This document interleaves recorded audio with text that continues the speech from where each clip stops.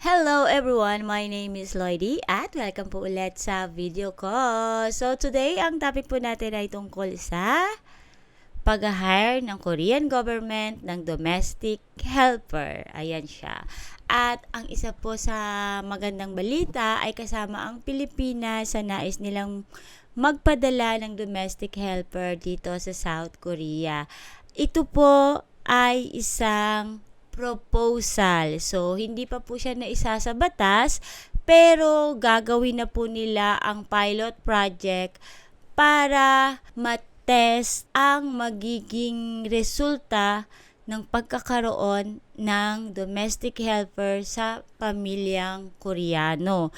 At ang pinaplano po nila ay kumuha muna ng 100 domestic helpers mula sa Pilipinas at sa iba pang bansa. Iyon po yung nais mangyari ng Korean government.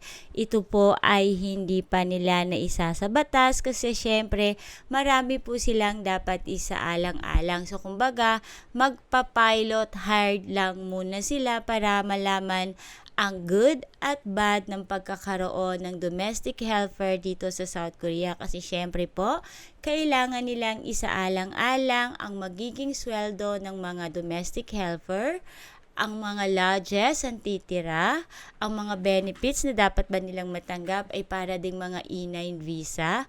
Marami silang dapat pag-usapan sa mga bagay na yan. At syempre kasi, ang domestic helper ay mga babae. So, kinakailangan mapag-usapan, mapagplanuhan nilang mabuti ang kaligtasan, ang safety, hindi lang ng pamilyang Koreano na kanilang pagtatrabahuhan, kundi pati na rin ang safety ng magiging domestic helper na mapupunta sa mga bahay na nangangailangan ng maid. So usually po, ang i-hire daw po nila, ang makakapag-hire lamang ng domestic helper, may mga miyembro ng pamilya na may disabilities, may buntes, or di kaya ay may mga matatanda sa bahay. Iyon po yung unang-unang category na i-hire daw po nila. Pero ito po ay wala pa po talagang exact na information. Kumbaga, ito lang po yung napag-usapan nila nung nagkaroon sila ng proposal at announcement sa kanilang mga pinaplano sa pagkuha ng domestic helper sa ibang bansa. At syempre, kinakailangan din po na ang mga domestic helper bago sila makapunta dito sa South Korea ay kinakailangan po munang i-check ang kanilang career and criminal record. Ibig sabihin, kinakailangan nyo po ng NBI clearance sa atin at kinakailangan din nilang itest ang English language abilities ninyo at of course, mas maganda kung kayo po ay marunong mag-Korean. So, habang naka-pilot episode pa lang po itong magkuha ng domestic helper at nais po ninyong mag-apply, pinaplano ninyong mag-apply bilang domestic helper dito sa South Korea, much better po na mag-aral na po kayo ng Korean kasi mahirap pong makisama, mahirap makisamang mamuhay kung yung paglilingkuran mong pamilya ay hindi marunong masyadong mag-English tapos ikaw ay hindi ka rin marunong mag-Korean. Pareho po kayong mahihirapan. So since tayo po ang mag-a-apply sa kanilang bansa bilang DH at meron naman tayong time para mag-aral ng Korean, madali na po ngayon mag-aral ng Korean. Manood ka lang ng YouTube or sa Facebook. Marami pong libre na maaaring pag-aralan ninyo ng Korean.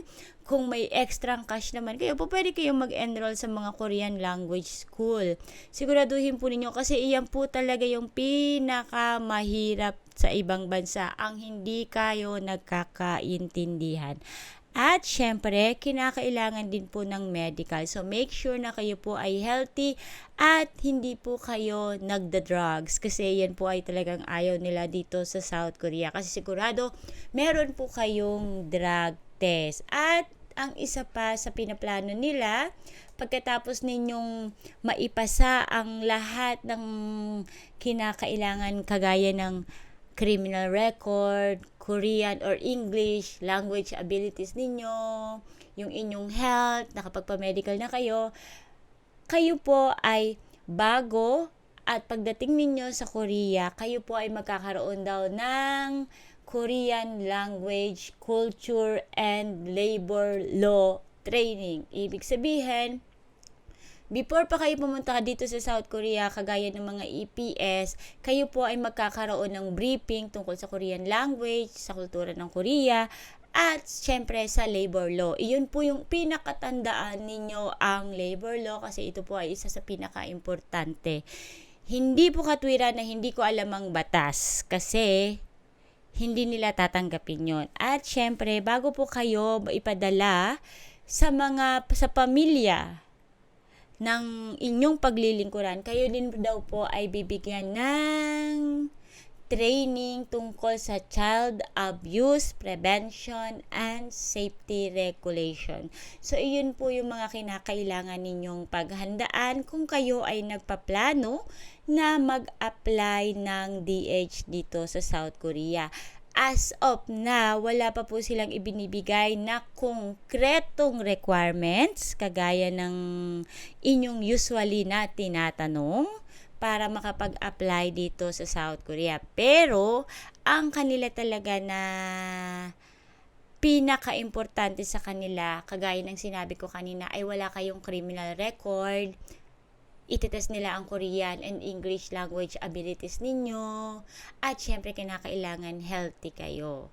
So, yun po yung importante daw. Ulitin ko, kung ninanais ninyo mag-apply bilang DH dito sa South Korea, habang nasa pilot season pa lang po sila, tinetest nila ang pagkakaroon ng DH dito.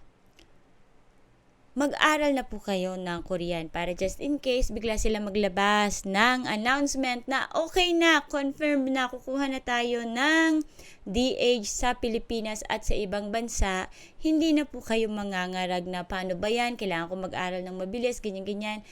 Mas maganda kasi yung unti-unti tayo nag-aaral para mas accurate yung ating napapag-aralan. So, sana po ay malinaw ang explanation tungkol sa DH ng South Korea. Maraming salamat. Again, this is Lloydie. Thank you for watching. See you pa sa susunod kong video. Bye-bye!